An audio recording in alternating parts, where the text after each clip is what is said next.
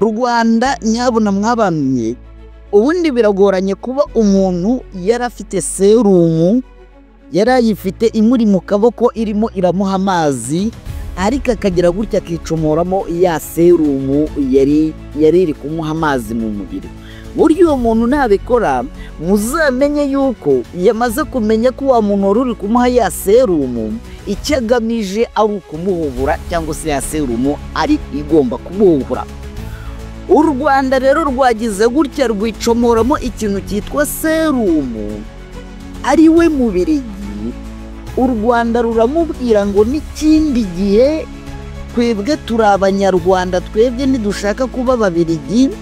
Ibyo ngibyo, ibi byose bibaye nyuma y'uko Perezida wa Repubulika Paul Kagame, nyuma y'uko ahuye n'abaturage hano muri BK Arena bakagirana ikiganiro muri disikuru yatanze, nyuma y'uko avuze ngo abangaba isoko y'ibibi byose twanyuzemo bayigizemo uruhare, nibo baje batubibamo amacakubiri, cyane ko buriya Ababirigi nabo bafite ukuntu ngo haba abafama n'abake nabo bafite ukuntu nabo batumvikana. Bityo rero bafite ikintu cyitwa ni systeme yitwa diviser pour régner, ni ukuvuga ngo kugabanyamo abantu kugira ngo ubashe kubayobora. Ni ukuvuga ngo rero Repubulika y'u Rwanda cyangwa se leta y'u Rwanda, nyuma y'uko ku munsi w'ejo Perezida Kagame avuze ati njyewe humura bariya ngiye kubafatira umwanzuro, ngiye kubereka, twese twari dutegereje twibaza ese Perezida ni iki agiye gukora, agiye gukora iki kigiye gutuma, kumbe gahunda nta yindi nuko guverinoma y'u Rwanda yahise igira gutya igasohora itangazo rivuga ko iciye umubano n'igihugu cy'Ububirigi, ndetse ihita amasaha agera kuri 48 abitwa abadiplomate b'Ububirigi bari mu Rwanda kugira ngo babe bamaze gusohoka muri iki gihugu cy'u Rwanda. Ndakubwiye ngo rero Ababirigi nabo buriya nabo bafite ukuntu navuga, niba navuga ngo batumva. Ababirigi nabo bahise bagira gutya, nabo basohora irindi tangazo.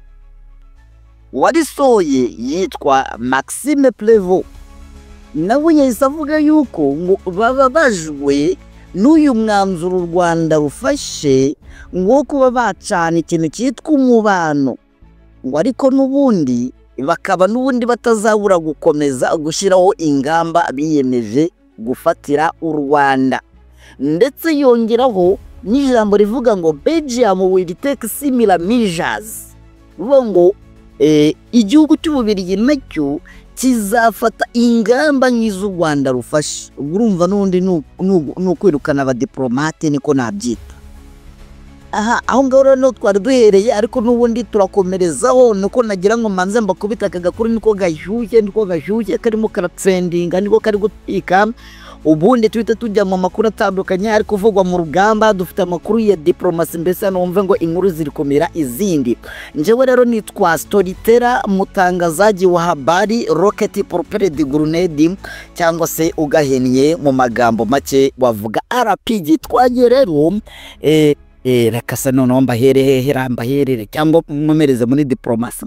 Mbere yuko tujya ku rugamba, mbabwira ahantu biri kubera ubu ngubu M23 irimo irakoza inzara hano muri santere ya Warikare, ndetse naho twakita nko kuri perefegitura, cyangwa se nyine ku biro bya teritwari ya Warikare, barimo ngo baraharebesha amaso. Ibi byose rero ndaza wenda turaza kubigarukaho tugiye kuvuga ku biri kubera ku murwano. Mubwire n'ibyitwa General Katazo. Uyu mugabo rero no mu FARDC ukomeye cyane wishwe na Wazalendo. Rumva ibi byose yitwa Andre Ehoza Eketi, ariko akabazwi nka General Katazo. Mbese n'amakuru menshi ari kubera ku rugamba, kuko imirwano ubu ngo tuvugana, imirwano irimbanyije kubera iki rero? Imirwano irimbanyije nyamara mu gihe i Rwanda hagiye kuba amasezerano cyangwa se imishyikirano cyangwa se inama igomba guhuza delegation ye mu 23. Uwitwa Tina Salama ni umuvugizi w'ibiro bya Perezida Tshisekedi.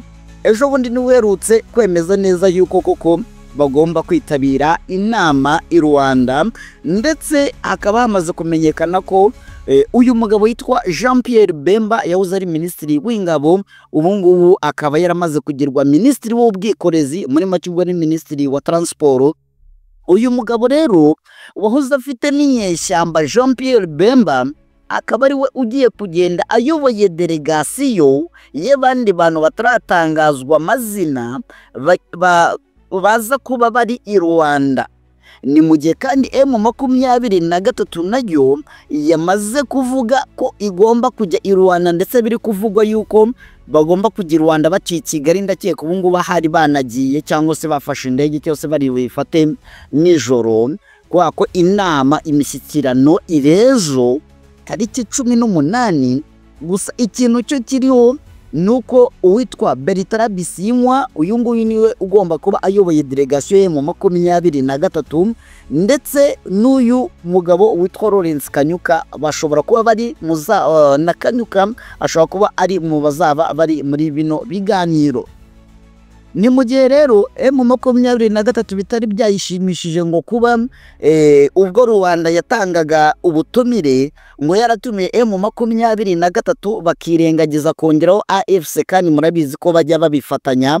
Ubwo ibingibi bishatse kuvuga yuko iyo utumiye M23 ubutumiye Sultani Makenga, ariko ukibagirwa gutumira uwitwa Corneille Nangaa, bo bari gufata nk'umunyapolitike wabo cyangwa se nk'umupolitikisiye, kuko uyu urajye Corneille Nangaa niwe ukina politike cyangwa se niwe ukina diplomasi ya M23 nabo bakaza bakabasasa, bakaza n'igisirikare. Ibi byose nubwo biri kuba, Kinshasa ngo yarakaye irababara cyane, ngo ni gute baba bagiye kunyura i Kigali. Urumva M23 ikibuga cy'indege kigoma kugeza isaha ntikirakora, niyo unahazengurutse neza usanga bimwe mu bitwaro byari bihari muri cya gihe cy'ifatwa rya Goma, bimwe bigihari, indege baharasiye, ibimodoka baharasiye, imifuka y'imicanga bari barahatinze bakora ibyo twakwita nk'ibirindiro.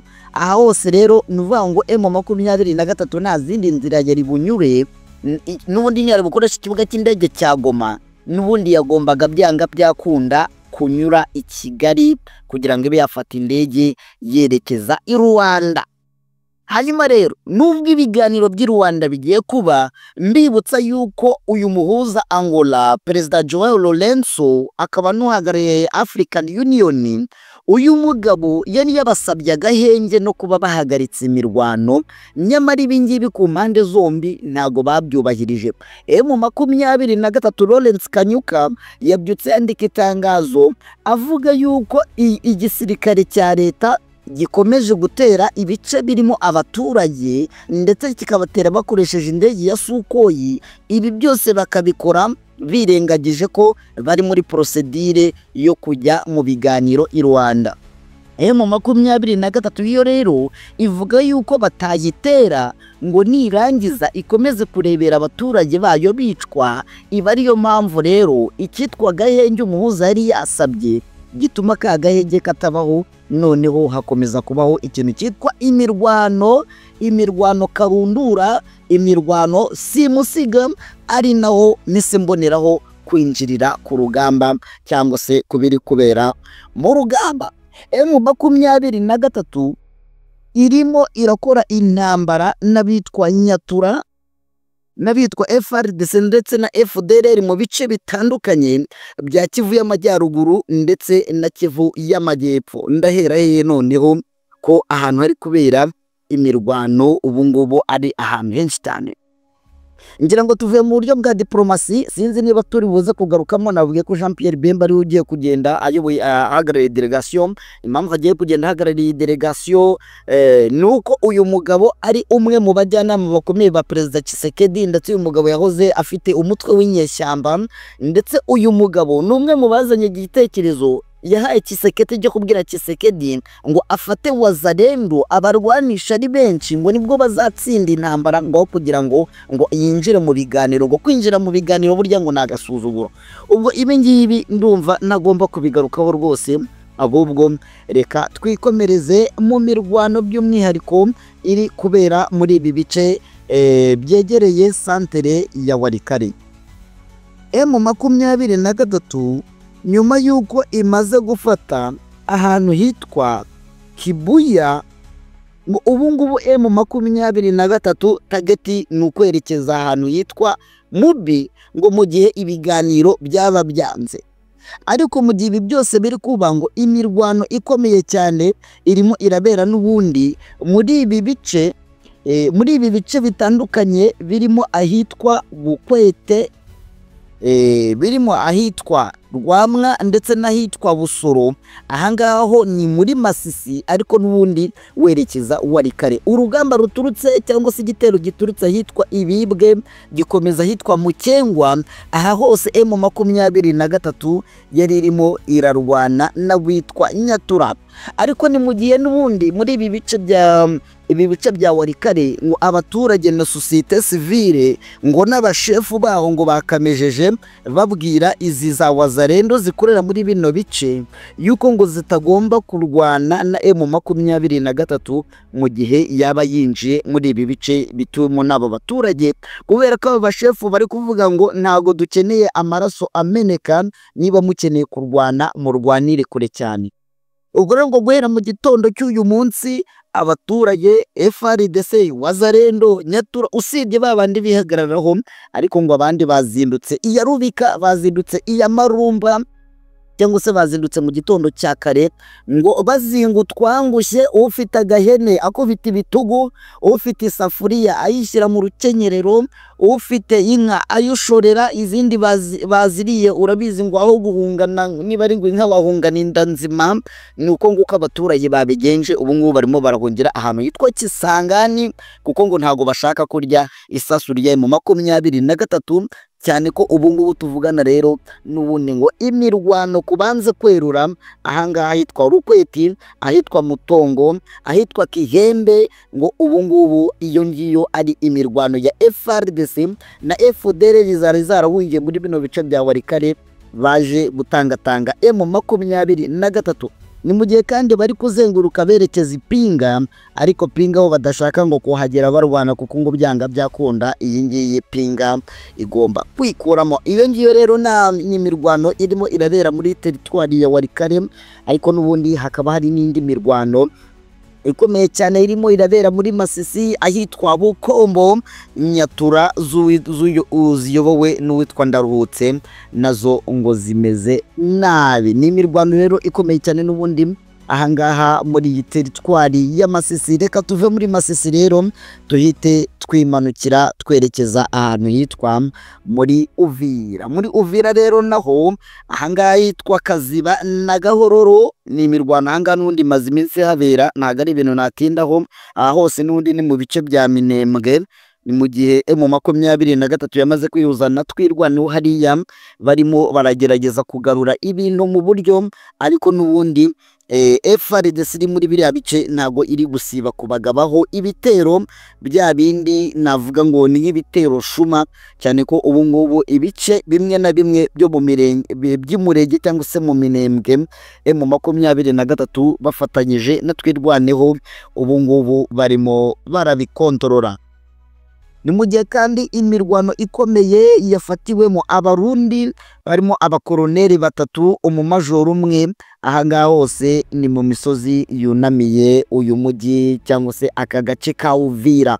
Ni imirwano ikomeye cyane rero yahuje M23 n'abarwanyi ba FARDC ndetse n'abarwanyi b'abarundi.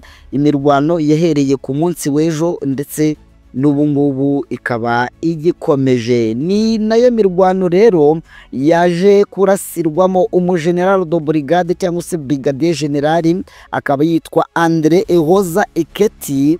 Iryo ngiryo niryo zina rye nyakuri, ariko irindi zina bambwiye yitwa, akaba yaramenyerewe ku izina rya General Kotazo cyangwa se Brigadier General Kotazo.